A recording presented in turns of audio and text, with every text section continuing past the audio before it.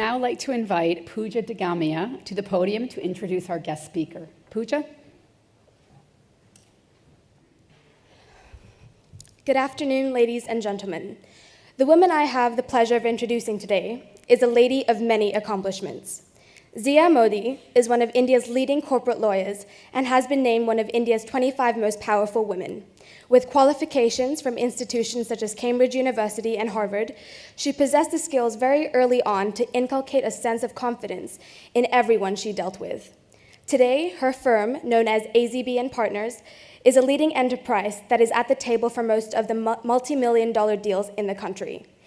As a recipient of the Economic Times Award for Corporate Excellence as Businesswoman of the Year in 2010, Zia Mody has been a role model not only for women all over the country, but also young hopefuls looking to navigate their way through their professional pursuits. Oftentimes, when she's asked, "What is the key to your success?" she says, "It is my natural drive and passion for my work." Today, as a class of 2013 sit here looking into the future, some of us know exactly what our passion is, but others are still in the search for this passion. Hopefully, today, with her words of wisdom, Ms. Mody can help guide us not only towards the path of our passions, but also to obtain the courage to follow this path. So without further ado, please welcome Ms. Zia Mody.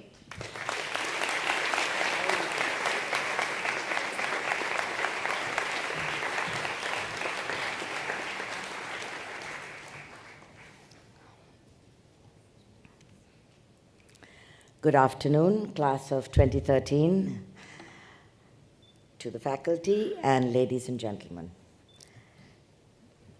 It's a very nostalgic moment for me to see all the young women and men walk up. I just finished 2 graduations for 2 of my princesses, and so I was thinking back of how it went for them. Well, thank you for the privilege of being here. Exams are over. Time for a little R&R. Enough of hearing your parents say, "Have you studied enough?" I know I heard that. Thank you for the grandparents who kept the parents at bay many times. And of course, your teachers or educators who have really stood by you for years and years and years, and I think are probably as proud as your parents and grandparents' room. So, we are here really not only for you to celebrate your graduation, but for us to celebrate what we feel. And it is said one of the main happinesses we know is loving our children. And surely this audience is a clear reflection of that. So a few words of wisdom, hope not too boring, and only to start with the preface that Craig stole some of my ideas. And he should have called me too. A couple of things to leave you with, a couple of things that I've learned along the way, a couple of things that I didn't learn along the way and learned to my regret that I should have learned along the way. There's so many things that the world holds out. I think we have to go away with 3 things. And in that priority, character, health, and intellect. Character first, because intellect doesn't matter if you don't have good character. We all assume we're all generally bright.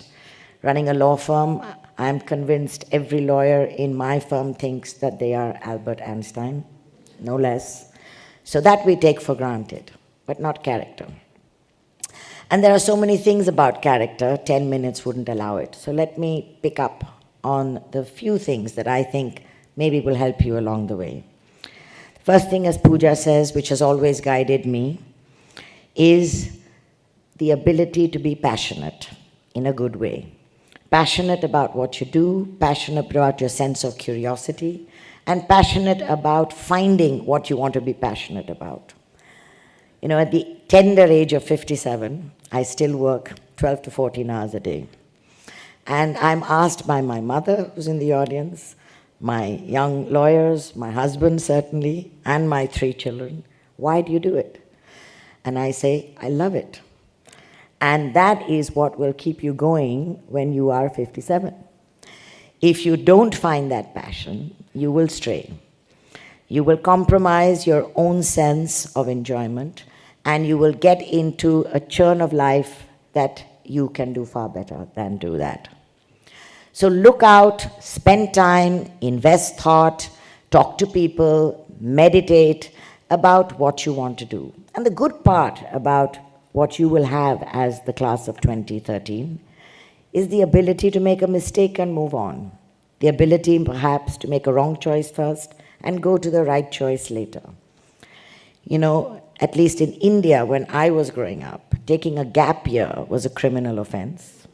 Impossible. If we didn't get a couple of double promotions, we brought great shame to the family. It's all different now. You are allowed to dream. So this class is invested and therefore obligated to find each and every one of them their own individual passion. And that comes with a sense of curiosity. That comes from learning from failures, and as we've often heard, from staying hungry and staying foolish. What else can I tell you? Well, it's what Craig said. Make friendships. The circle of life is always round.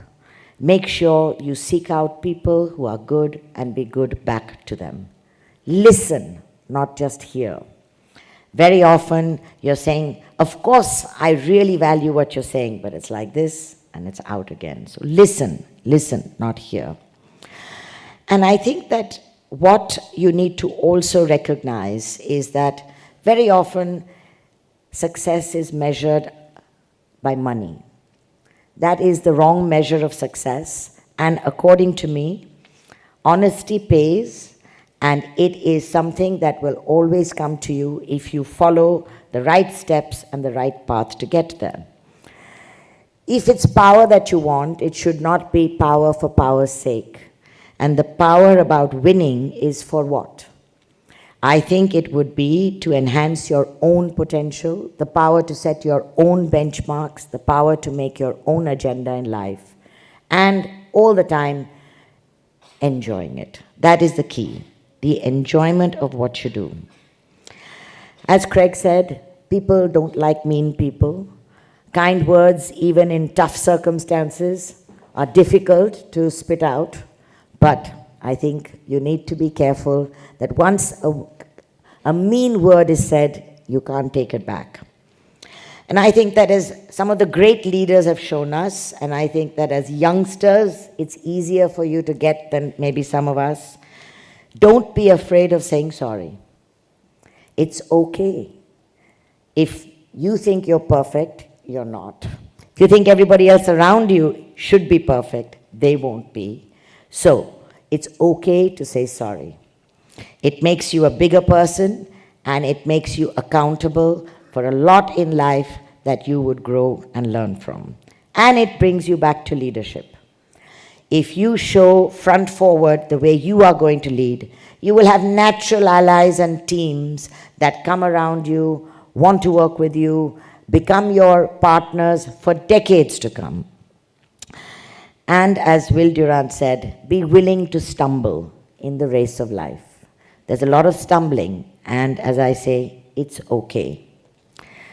What else would I urge you to do? I was delighted to see that we are supposed to hold up as women half the sky. But in this class, we have 22 girls and 15 boys. So we're doing okay here. We are pushing forward on the gender agenda. And I think that one of the most transformational things that you can do as the class of 2013 is never to let go of the fact that men and women are equal. You know, at our dining table, we had a very aggressive mother. And she was taught by her religion, which is mine, that not only are men and women equal, but if you had only money to educate one, you educate the girl child, because she is the mother of future generations. So with that on my head, being the only girl with 3 boys, you can imagine how much of the sky I was required to hold up in my household.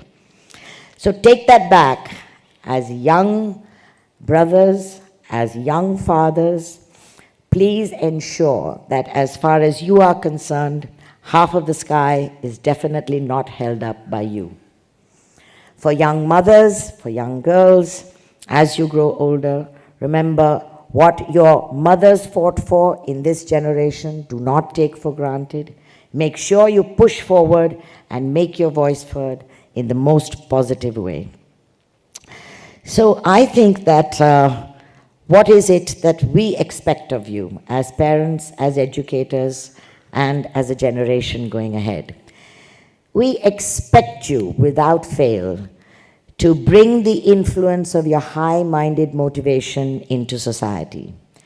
We expect you to ensure that you do not fail in your inescapable duty to ensure that lives are transformed from the power that you have.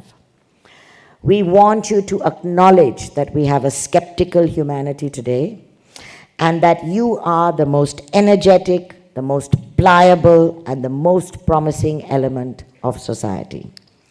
So with you, we have constructive hope and we have restorative joy.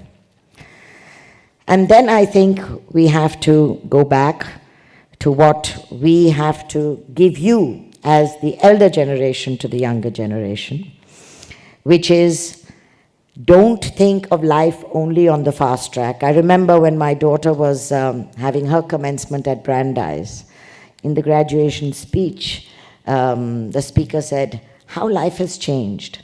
When we were young, we said, wait a minute. Now it's wait a second. And in the next generation, it'll be wait a nanosecond. So deep breaths and stay calm.